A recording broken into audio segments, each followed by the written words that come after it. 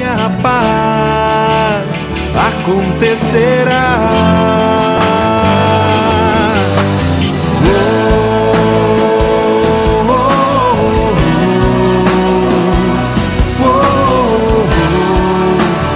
Civilização do amor.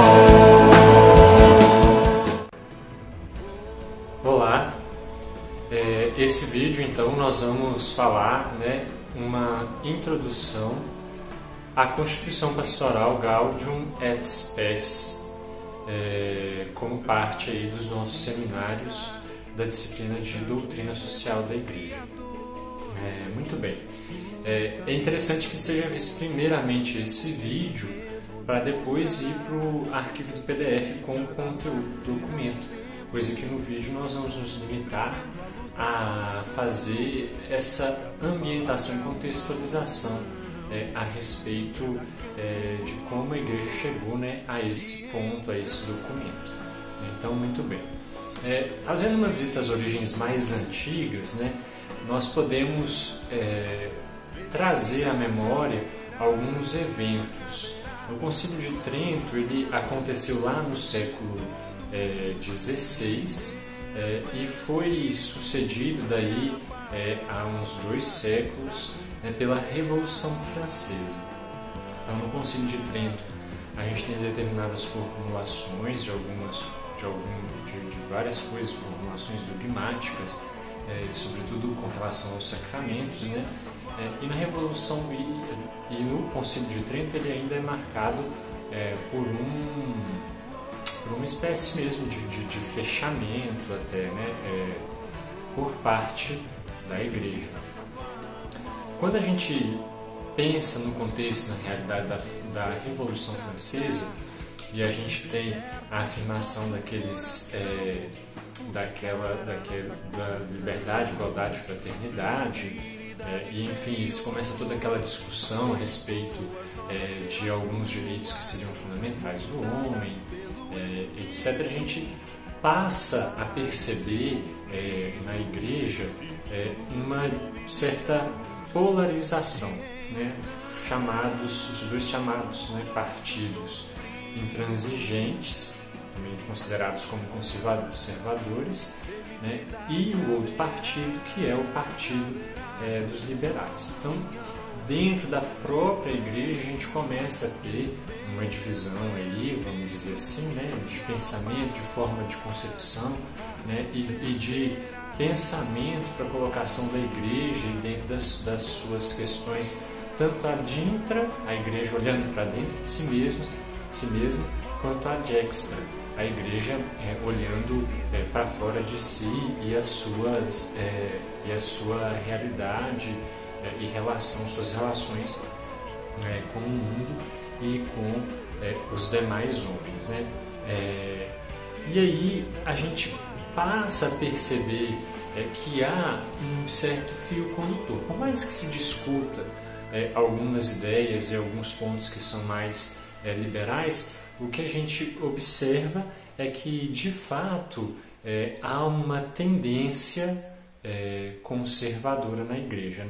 E aí vem aquilo que eu gosto de chamar, e usei assim para poder gravar um pouco melhor, os 8 de dezembro, porque a gente vai ter 3 datas importantes e emblemáticas aí.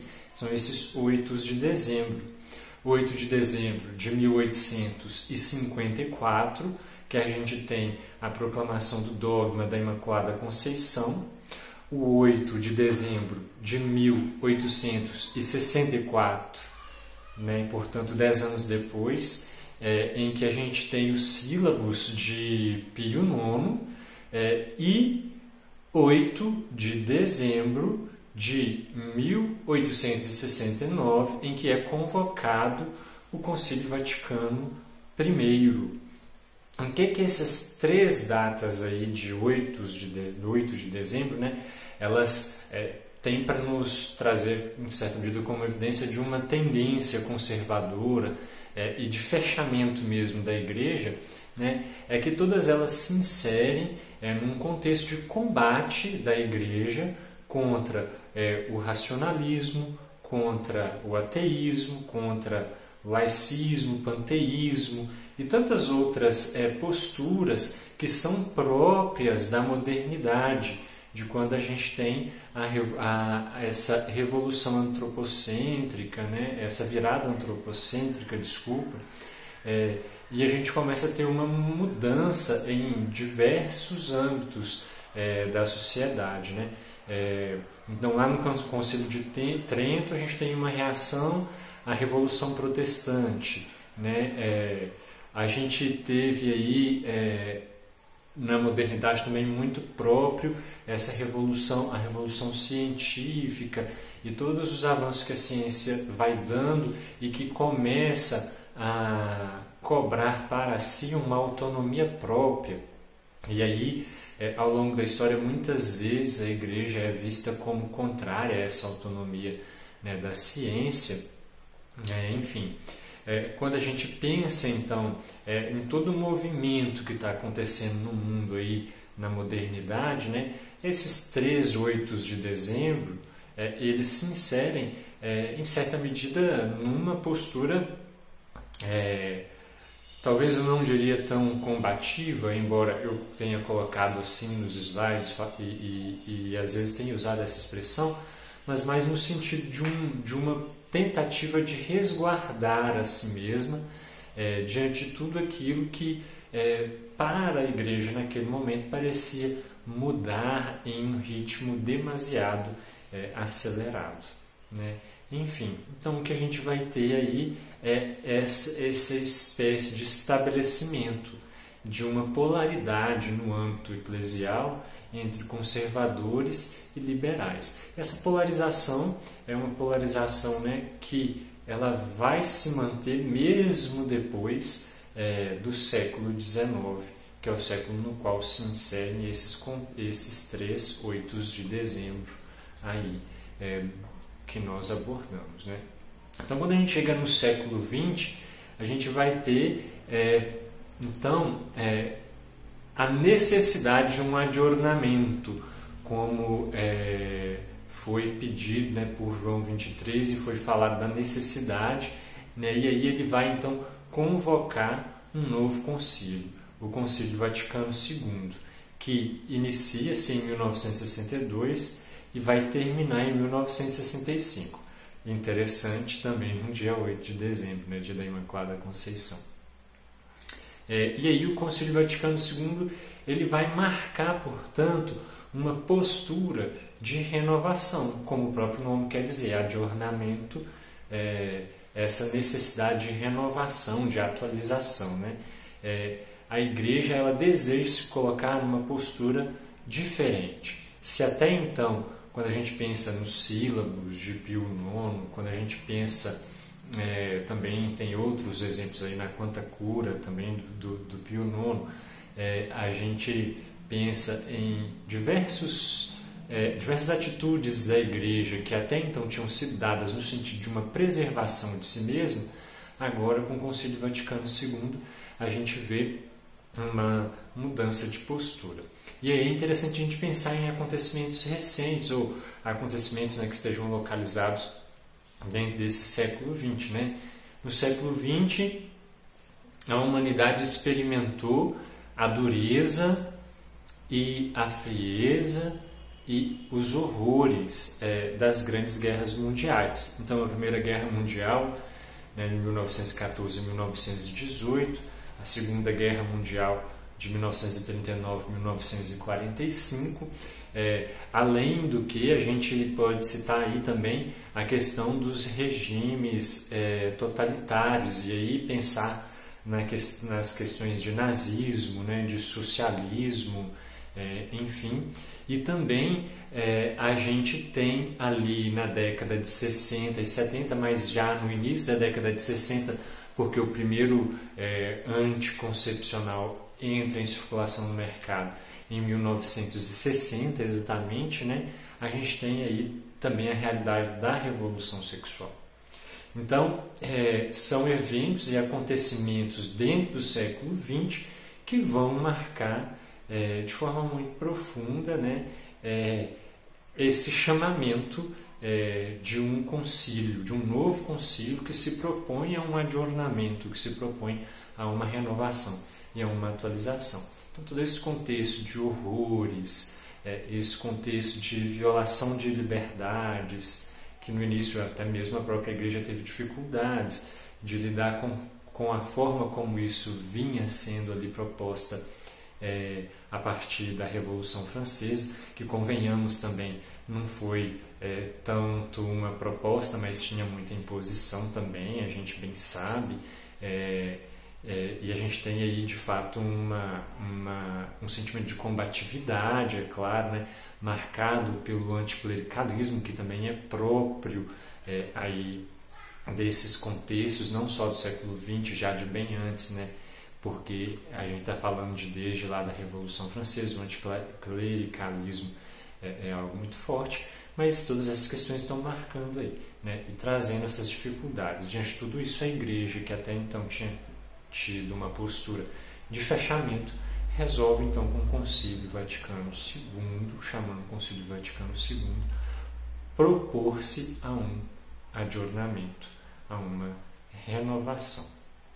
E aí, para a gente poder então contextualizar essa Gaudium et Spes, né, esse documento que é do Concílio Vaticano II, a gente precisaria então, por isso que a gente precisou passar por esses pontos aí, desde algumas origens mais antigas, passando aí pelo século XIX e entrando no século XX, que é o século do concílio, portanto o século do documento, né? E agora é interessante a gente pensar então, para contextualizar o documento, em algumas questões dentro do concílio, né? A Gaudium et Spes ela é resultado das discussões em cima do célebre Esquema 13, que foi como ele passou a ficar conhecido de acordo com a sua lista lá na organização, né, dos padres conciliares a partir de 1964. Então, o célebre Esquema 13. Né, as discussões assim mais, eu vou falar dessa maneira, não sei se é a forma mais adequada, mais profundas, né, que são as discussões em aulas conciliares. Elas começaram no dia 21 de setembro de 1965, na 132ª Congregação Geral. Então, algumas congregações gerais se passaram, né, as aulas conciliares se passaram discutindo as questões em torno desse esquema 13 até a 145ª Congregação Geral, que foi no dia 8 de outubro de 1965. E aí, algumas coisas interessantes. A gente já falou de coisas que aconteceram ali naquele século e que são, portanto, são coisas que vão, portanto, influenciar o conteúdo que a gente tem dentro do documento, que eu não vou entrar em detalhes aqui. Estão lá na síntese que vocês vão ter acesso, né? Mas foram inúmeras observações, tanto orais quanto escritas, que foram feitas pelos padres conciliares a respeito desse esquema 13. Né? Inúmeras, né? Muitas considerações mesmo e observações foram feitas. A gente pode pensar em algumas coisas. Esse é o último esquema, o último documento do concílio. Então, será que talvez não havia uma espécie de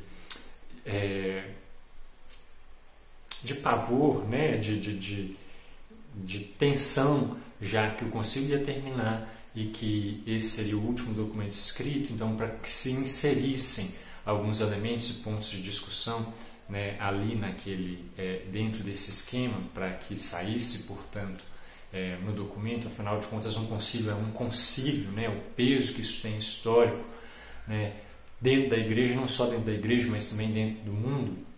Né? Além disso, algumas pessoas discutem, algumas pessoas levantam a questão, né, se não seria a Gaudium et Spes uma continuação da Lumen Gentium. A Lumen Gentium é a Constituição dogmática que trata e reflete o mistério da igreja. Contudo, quando a gente lança um olhar lá para a Lumen Gentium, a gente percebe que a Lumen Gentium trata aspectos mais ad intra, ou seja, mais internos, para dentro da igreja, aspectos voltados para si mesmo. Ao passo que a Constituição Pastoral Gaudium et Spes, ela vai tratar a respeito da relação da igreja e o mundo, a respeito da igreja no mundo, né? E ali a gente vai ver inúmeros aspectos, inúmeros temas sendo abordados e tocados, né? baseados com o contexto que se vivia no mundo naquele momento, né? Então, se levantam essas questões, falam, mas são hipóteses que às vezes a gente talvez não tenha como necessariamente confirmar, mas, né, há aqueles que perguntam e hipotetizam, né, de que tudo aquilo que se queria discutir, que não entrou em nenhum outro documento, tudo isso entrou para dentro do esquema 13 e que foi o esquema que a gente vai ter aí como origem, como base, e que é a origem da Gaudium et Spes. Além disso, a gente tem também uma questão interessante que durante o concílio os padres eles discutiram, né, houve uma certa rejeição a respeito do nome do documento, né, como Constituição Pastoral. Alguns padres eles queriam que se reduzisse a importância do documento, não usasse o termo Constituição, né, que fosse uma outra categoria, um outro gênero literário, e não uma Constituição, dadas as implicâncias que se falar de uma Constituição tem. Além de tudo, de fato faz algum sentido se a gente pensar que orientações pastorais, elas, talvez mais do que qualquer outra coisa, estão marcadas pelo contexto social e próprio, né, o contexto local de cada realidade, né? Ao passo que algumas coisas que se sugerem como orientações pastorais hoje, elas podem não ser mais de fato sustentadas e viáveis, praticáveis amanhã. Além disso, na verdade, a questão maior que se levou à discussão dos padres para que se reduzisse a importância, né, do documento nesse nome, também era porque, de uma maneira geral, o gênero literário de Constituição ele vinha sendo reservado na história da Igreja, do magistério, para os documentos de cunho dogmático, né, que não é tanto o caso da Gaudium et Spes. Mas a Gaudium et Spes, então, não tem valor dogmático? Não, ela tem uma estrutura, tem duas partes, né? E uma primeira parte de teor mais dogmático, mais teórico, e uma segunda parte de teor mais prático, pastoral, né? E há uma ligação entre ambas as partes, é lógico, né? Mas essa discussão ela existiu, né? E é muito interessante a gente pensar nesse esquema e nesse processo de revisão do texto, das contribuições que são feitas, né? O livro A História do Concílio Vaticano II, do Giuseppe Alberigo, é muito interessante, porque lá ele traz algumas outras questões que, na minha opinião, são curiosas, né, e que podem ser acessadas, se pode ter acesso a elas, né, a respeito de como isso se organizou, as diferentes comissões, a comissão de redação, enfim, entre outras. Mas aí, abre aspas, eu cito o Alberigo, e é uma tradução livre, portanto, né? Ele diz que a revisão do texto conseguiu fundamentar a igualdade humana, a justiça social e os correspondentes direitos humanos básicos. O fez não só filosoficamente, senão teologicamente, referindo-se ao conceito de pessoa humana como imagem de Deus e a redenção em tais passagens.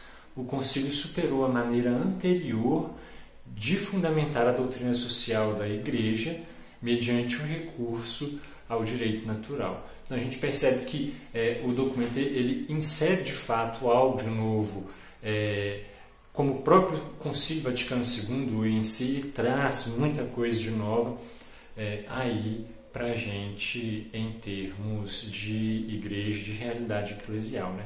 Mas ele vai influenciar a própria doutrina social da Igreja, o próprio documento influencia a doutrina social da Igreja, porque essa questão do recurso ao direito natural para a fundamentação da doutrina social, né?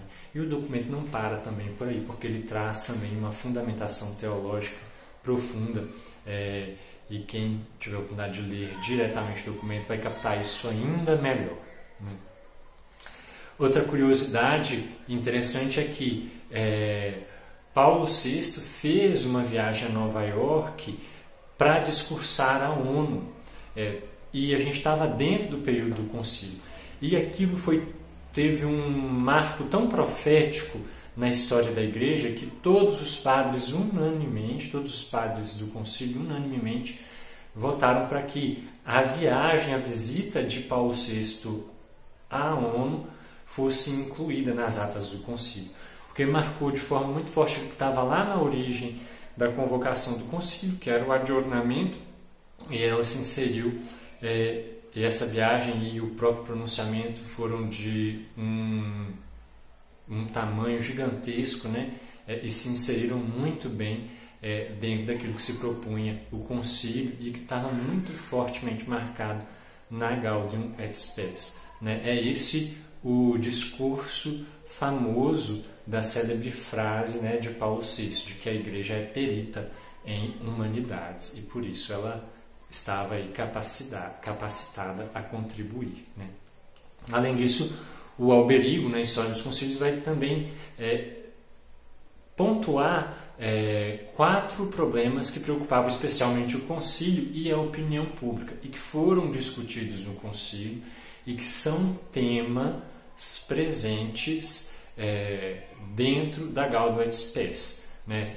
É o ateísmo, a guerra e a paz e a comunidade das nações, né? A gente tem aí um bolsão, né, envolvendo tudo isso, a comunidade das nações e a questão da paz, a situação da paz. Terceiro, a questão da propriedade e a gente pensar em tantos que tem tanto, em poucos que tem tanto e em muitos que não tem quase nada, né? A igreja não ignora essa realidade e essa realidade é discutida dentro da Constituição Pastoral. E por fim, né, o 4º tema que o Alberigo aponta é o tema do controle da natalidade, né? Esses eram problemas explosivos de índole política e que tinham despertado um interesse bastante extenso no público, né? E suscitado problemas que tinham uma necessidade patente de ser discutida e que influenciavam no mundo como um todo, mas influenciavam também e influenciam ainda hoje dentro da própria política eclesiástica, né? Por fim, com uma visão mais geral, é interessante que eu percebi como marca ali dentro do documento, né, o uso do termo da unificação progressiva. E unificação progressiva é diferente de união progressiva, né? Quando fala de unificação progressiva, o documento parece referir mais de 30 anos depois, parece que vivemos de forma ainda mais intensa, porque uma mínima coisa que acontece num outro lugar no mundo é capaz de interferir na nossa realidade aqui, principalmente se a gente pensar no âmbito financeiro e econômico, né? A gente vê essas questões de bolsa de valores, essas coisas que oscilam o preço disso, daquilo, das moedas, a gente quase nada entende disso, mas é um exemplo de como a interferência da globalização, a partir dessa unificação progressiva de toda a humanidade, né? Além disso, a gente pode pensar também no âmbito ecológico, e a saúde está inserida nesse âmbito ecológico, né? A questão da Covid, cuja pandemia nós enfrentamos hoje, é um exemplo. Então, uma doença, uma adaptação do vírus, de um vírus que acontece num lugar